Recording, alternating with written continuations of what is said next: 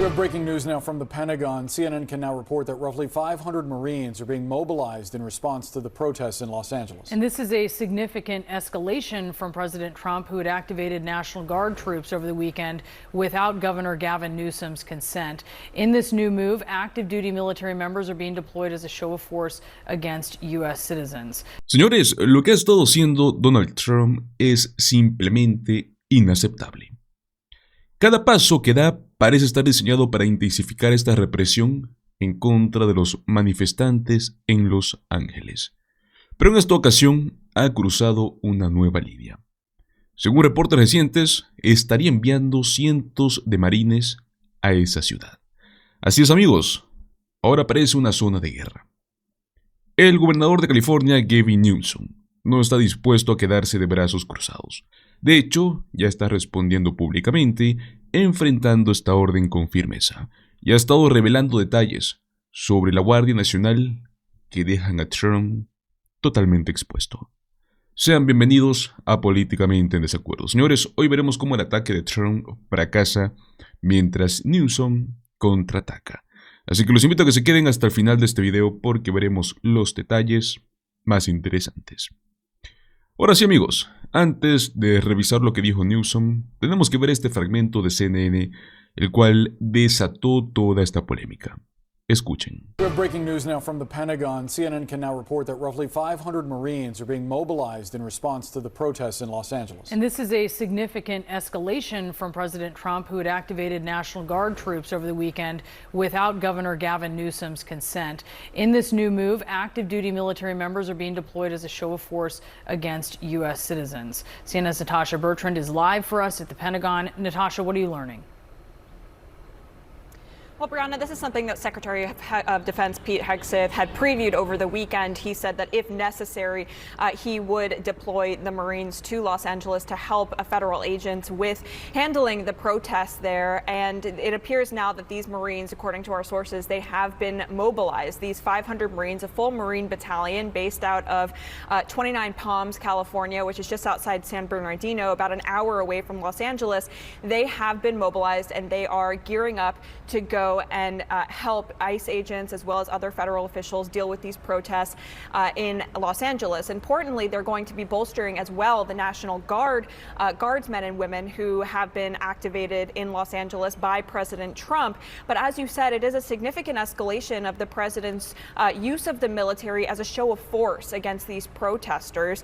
It's really not clear, the last time Marines were deployed to help essentially with riot control, though it's unclear at this point just what their actual tasking will be. Typically, if they are deployed to these situations, it is expected that they will operate in much the same way that the National Guard does, doing things like perimeter security, maybe some crowd control. But the rules of engagement here, we are told, are still being finalized, and Defense Department lawyers are also looking at the kinds of rules of engagement these Marines will have as they encounter protesters possibly on the streets of Los Angeles. But again, this coming at a very, very tense moment with the governor of California suing the Trump administration over, of course, the deployment of the National Guard by President Trump against his will there in California. Y es que la primera información que salió a la luz es francamente alarmante.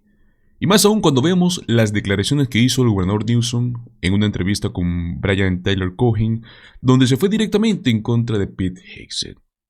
Con mucha razón. Lo que dijo fue contundente, pero también deja en evidencia cómo es que esto, al parecer, ya se volvió algo personal para Trump. Bueno, como casi todo en su vida política.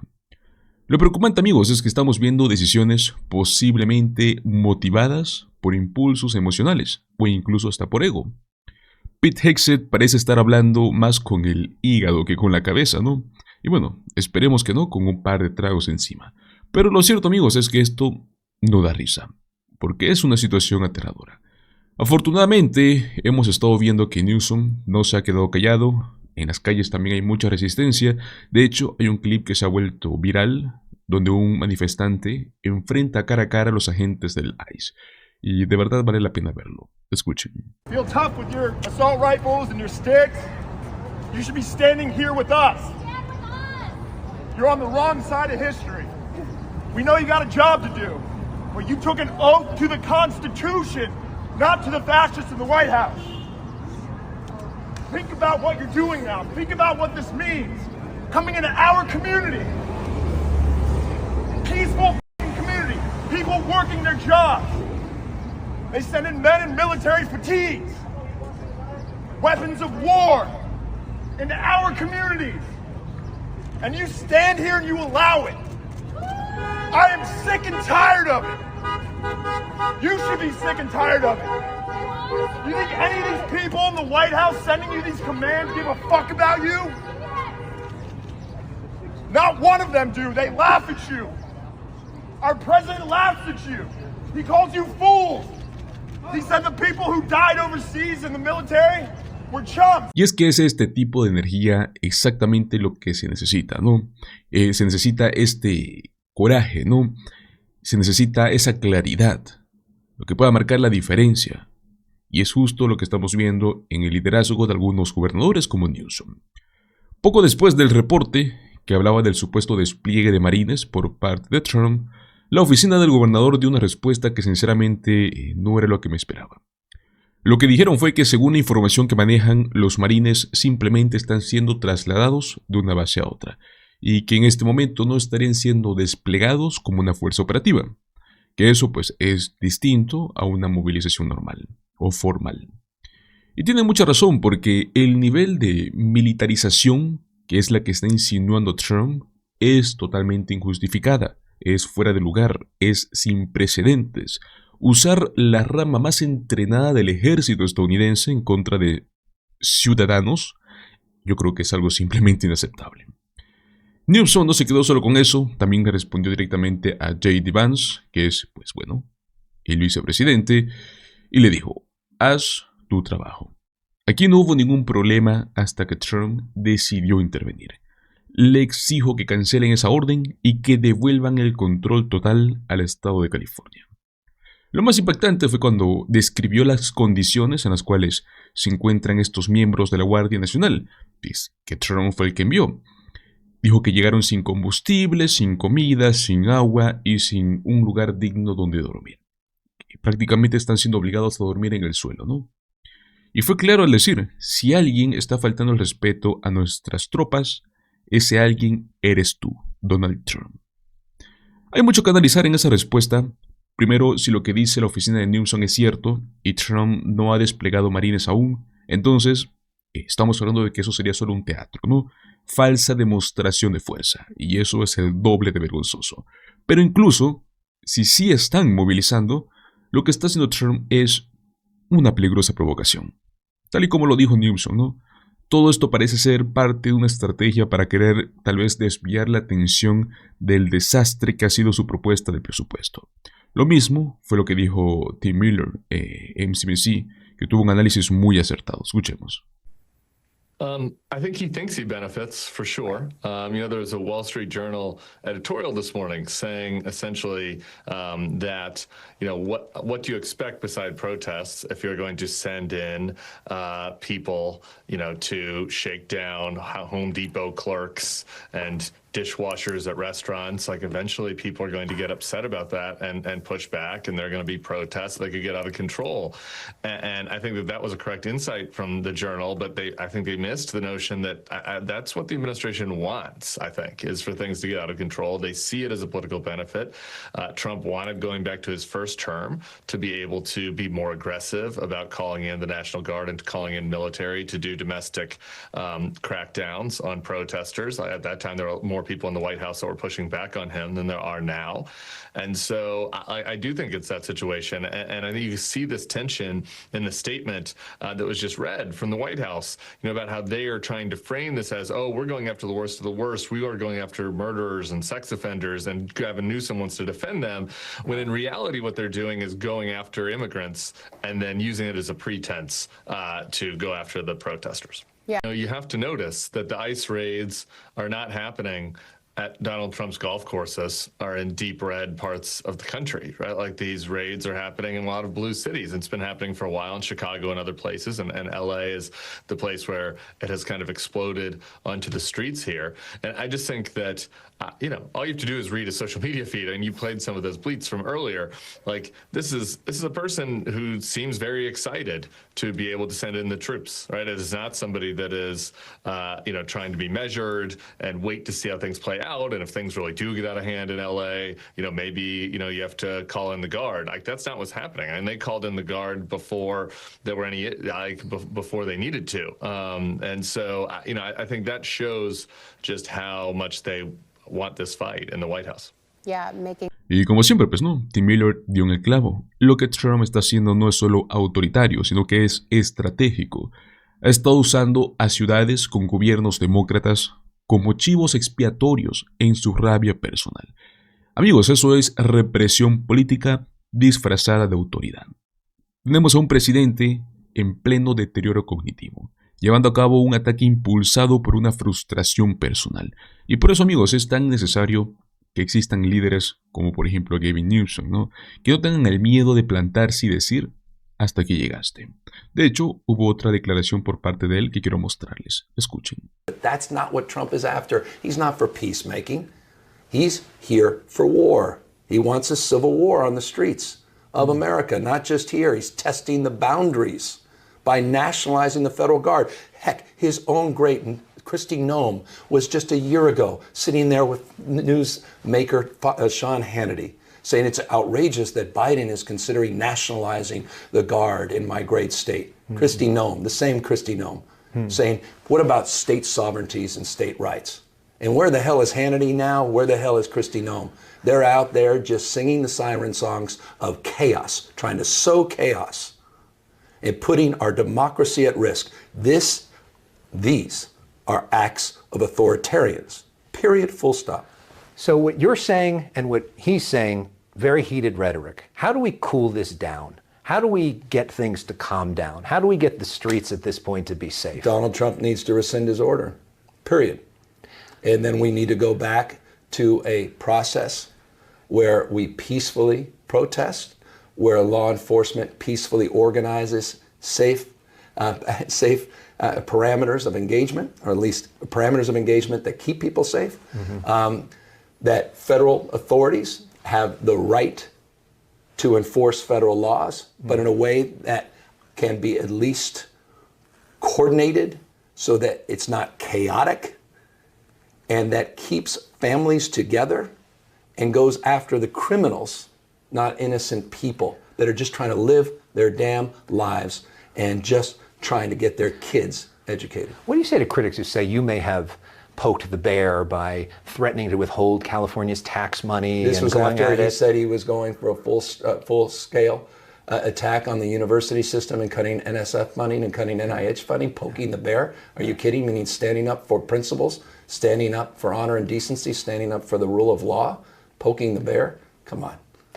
And lastly, there's a lot of people who are scared right now, especially a lot of people who are Latino who are here legally, who are worried they may be taken away. That's a huge percentage of California's population. Well, I mean, it goes to 40% of the population. What do you say? We're a majority minority state. 27% of the state's foreign-born. All these mixed status families. What's your message to those people tonight? They matter and we care. And that's why we're being so aggressive right now, pushing back against these authoritarian tendencies of Donald Trump. That's why we're standing tall with 22 lawsuits. That's why we did a special session. And you guys, many of you called me out as, it's too extreme. Shouldn't you be working with Donald Trump during his transition? Y bueno amigos, esa historia seguirá en desarrollo, ¿no? Y vamos a seguir cubriendo todo lo que sucede. Ahora pasemos a la siguiente noticia, señores. Y es que hay que analizar cómo Trump ha estado utilizando temas polémicos, promesas incumplidas, decisiones muy controvertidas para poder desviar la atención de lo que realmente importa, y es la economía, la impopularidad histórica que tiene, esta serie de errores que lo están hundiendo poco a poco ante los ojos del público. Vamos a ver un pequeño fragmento de una noticia donde se analiza y luego volvemos. Drew Bates, former spokesman for President Joe Biden, and Terry Holt, former spokesperson for President George W. Bush. Both are senior communications advisors for the Cost Coalition. It's good. Now, I didn't, this is when you live television, I didn't read that tease before I sat down today. About, this being a distraction. Is it a distraction or are they just really good multitaskers at some very nefarious things? The way I see it is if you look back at Trump's history, this is somebody who gassed protesters in Lafayette Square during his first term. This is somebody who's always eager for a distraction when he knows he is losing support. And quantifiably, he is now the least popular president at this point in a term of anyone in history. And we know why that is. For one thing, his tariffs are the biggest middle-class tax hike in modern history. They're raising the prices that he ran on lowering. That was his number one promise. Now, he's embroiled in a debate over inflationary tax giveaways for the rich that the country rejects, especially because they come at the price of Medicaid, Affordable Care Act, adding to the debt. And in other areas, his administration's falling apart too. Elon Musk says he's in the Epstein files. He also just accepted a $400 million personal bribe in the form of a jet from Qatar, which is a country that funds Hamas. So I think this is the kind of sputtering behavior that you see from him when he really wants to talk about anything but the economy. And so I think that when we speak out against the ways that he is abusing power, it's important for us to still make sure that that's in the conversation. To the point about sputtering, I want you to take a listen to what the president had to say today about the state of negotiations with China. We are doing well with China. China's not easy. We want to open up China. And if we don't open up China, maybe we won't do anything, but we want to open up China. It'll be a great thing for China, a great thing for the rest of the world. We're doing well with China. What does that mean? No clue. But 30% of everything that we buy from China is more expensive now than it was a few weeks ago before Donald Trump put a tariff on China. I think to Andrew's point, this is a guy who hasn't had a lot of victories lately. China is basically giving him the stiff arm. Vladimir Putin isn't listening anymore, no matter what tone or by what means Donald Trump sort of bleats his dissatisfaction with the Russian position. And he just had a no good, very bad week with that Elon Musk dust-up. So in my book, it may not be a distraction by itself, but it is a consistent thing about Donald Trump, that he needs to be a strong and determined leader. And I bet Tony Fabrizio, Donald Trump's pollster, is testing this tonight, and he's liking the results he's getting, that most red states are out there looking at Los Angeles like it's a broken community, and that the president's standing up to thugs. And I think that's the Which is to say dichotomy that they are buying into the propaganda that this administration is selling. Absolutely. It's easier to do that. That's the easy part for Trump. When he knows your sweet spot, he's just going to keep rubbing it. He's just going to keep playing to it. And he knows, as you noted, with his base, that part of the conversation he can always bring them back to. So very much to your point, Andrew, about how this, it has some aspects of, to what Simone was saying, that they're just good multitaskers, and it's not all the conspiracy theory of distraction. At the core, though, is that very truth that Donald Trump does not want revealed, that he's failed on the one promise that he made to his constituents, that I on day one, will take care of your economic life. The price of eggs, I got you. The cost of insurance, I got you. The things that you sit around that kitchen table worried about, I'm your man. And he can't cut the deals because he's raised the taxes. And the countries aren't buying. The countries are like, all right, you want to do that? What are we here for? Last week, even his best allies were abandoning him on Capitol Hill. Senators, budget hawks, were tired of talking about the debt and having to defend $2.5 or $3 trillion more in debt. There were 15 members of the House Republican Conference that wrote a letter to John Thune asking him to save them from themselves on the energy tax credits. So we have red states that are floundering under Donald Trump, and I think we still have a vast majority of Americans are going to be affected by the economy no matter what happens in Los Angeles. So we have ports are at half capacity in Los Angeles, for example. Those ripples are going to continue to run through the economy, and he doesn't have a good answer for those kinds of stories. Except, Andrew, I'm going to send in the National Guard and the Marines. Which reminds me of how we know for a fact, thanks to his former chief of staff, John Kelly, a retired Marine Corps general, that Donald Trump does not respect those who serve in uniform. He calls them, quote, suckers, losers. It is one of the most disgusting things about him as a person to me. But I think that we need to make sure we call him out when he is trying to insult our intelligence, whether you're a Republican, a Democrat, or anything else like Terry was talking about. The odds are your top priority is costs. He said on day one they would go down. He said in the Republican National Convention speech in 24 that he would end inflation immediately. The opposite has happened. The tariffs are raising everyday costs, and this uncertainty because of the tariffs, because of his disregard for the rule of law, that is also compounding this damage. It's delaying investing decisions, it's delaying hiring. So all of this is working together to actually worsen his biggest problem, which is people are feeling the higher costs, and they're furious that he's about to cut taxes for billionaires at their own expense. And he can't hide that from folks. So I think that whenever we talk about his disrespect of the military, whenever we talk about him making communities like Los Angeles less safe on purpose, selfishly, we need to remember that it's because he is afraid that he is bleeding support. He is the most unpopular president at this stage in a term in history, and it's because he's failing people on the economy, which for a lot of swing voters was the whole point. Mm-hmm. You know, I think fear is a motivator. And whether it was fear of the economy, fear of people who don't look like you, fear of the unknown, fear of being unsure about where your place is in this world, fear of knowing if you'll be able to make enough money to put food on the table for your family. I think fear is a motivator for people. I think hope is a motivator as well, but fear is a motivator. I think Donald Trump usually runs on motivation by fear as opposed to motivation by hope. In my own personal opinion.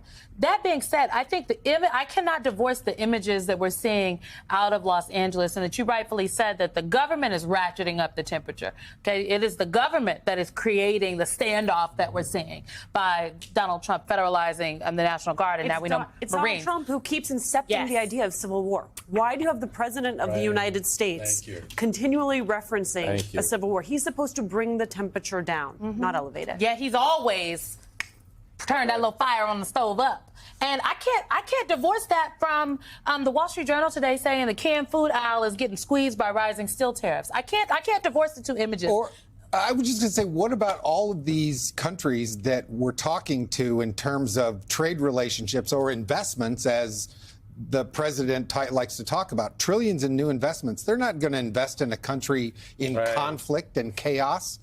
You know, so I think that over the long term, it doesn't serve him on the core issue of the economy to be so blunt and outrageous when it comes to his war powers. But ultimately, it changes the subject.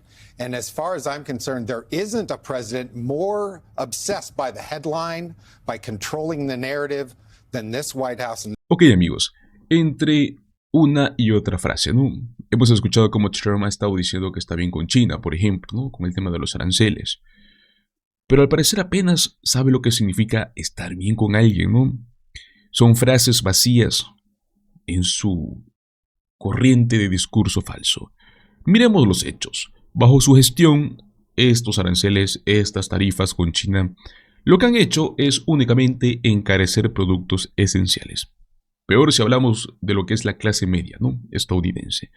Eso contradice directamente uno de sus principales propósitos, sus promesas de campaña, que era bajar los costos. En lugar de eso, ha hecho todo lo opuesto. Es como si te dijera que va a apagar un incendio y luego prende otro. Aquí viene un dato muy interesante. ¿Por qué hace esto? Porque cuando las cosas se le empiezan a caer encima, como está sucediendo ahora, él recurre a lo mismo de siempre, que es crear ruido, distraer, generar caos, mientras todo el mundo está discutiendo sobre por qué se envió, quién no va a enviar a la Guardia Nacional, a los marines. Nadie está hablando de que su popularidad es la más baja de cualquier presidente, ¿no? Al menos está en este punto de su mandato. Miren, no estoy diciendo que sea malo, ¿no?, utilizar estrategias comunicativas para manejar la narrativa. Creo que todo político lo hace. Pero cuando esa narrativa se basa en mentiras, en medias verdades, en promesas vacías, ahí ya no es política, amigos, eso es manipulación. Además, hablamos del hombre que dijo que iba a acabar con la inflación de inmediato, y ahora resulta que él es quien está subiendo con sus propias políticas la inflación. Países importantes como China, como Rusia, lo están ignorando. Putin ya no le hace caso. China le da la espalda. Incluso ahora Musk, que menciona los archivos de Epstein. ¿Qué mensaje manda esto con su liderazgo? Eso es lo que tenemos que preguntarnos. Sé que algunos podrían decir, pero es que Trump enfrenta una posición muy dura, que tiene que usar tácticas fuertes. Ok. Hay mucha diferencia, amigos, entre ser fuerte y ser irresponsable. Ser líder no es solo gritar más alto, es tomar decisiones que se supone que benefician a la mayoría, no solo a tu base electoral. Otro argumento posible es que él representa a su gente, ¿no?, que está defendiendo los valores conservadores. Ok, pero cuando tú usas el miedo como una herramienta principal, miedo a la economía, al futuro, estás jugando sucio. Eso es chantaje emocional. Así que, señores, no queda dudas. Trump está utilizando distracciones porque no tiene respuestas reales. Su agenda económica ha fallado. Su popularidad cae. Y en lugar de solo asumir la responsabilidad, busca culpar. Inventa crisis. Aviva el fuego. Esto no solo es cuestión de política, señores. Es cuestión de liderazgo, honestidad y respeto hacia quienes lo eligieron. Pero bueno, ¿qué opinan ustedes? ¿Creen que Trump está actuando por convicción o por desesperación? ¿Creen que sus políticas económicas son tal vez sostenibles o solo está empeorando las cosas? Los invito a que me dejen sus opiniones en la caja de comentarios. Amigos, muchísimas gracias por acompañarme hasta el final en este video. Recuerda, como siempre, dale like, compártelo con tus amigos y suscríbete a nuestro canal Políticamente en Desacuerdo. Nos vemos en el próximo video. Hasta luego.